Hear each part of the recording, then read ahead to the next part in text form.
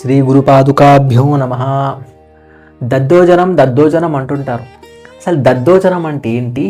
కొంతమందికి తెలిసుండొచ్చు, కొంతమందికి తెలియకుండొచ్చు. సరే, తెలిసిన వాళ్ళు సరే, తెలియని వాళ్ళకి ఇది ఒక చిన్న సమాచారం, నా ప్రయత్నం. దద్దోజనం, దీని యొక్క అసలు పేరు దధి ఓదనం, దధ్యోదనం ఇదన్నమాట. దధి అంటే పెరుగు, ఓదనం అంటే ఉడికిన బియ్యాన్ని ఓదనం అంటారు. దధి అంటే పెరుగు, రెండు కలిపితే ఇకో ఎణచి దధ్యోదనం, రెండు కలిపితే దధ్యోదనం, యణాదేశ సంధి అయి దధ్యోదనం అయ్యింది. దీన్ని మన వాళ్ళు దద్దోజనం అనడం మొదలైంది. అంటే మా సంస్కృత గురువులు అనేవారు, పెరుగన్నం తిని మన వాళ్ళు నాలుక తిరగక దధ్యోదనం కాస్త దద్దోజనం అయిపోయిందని.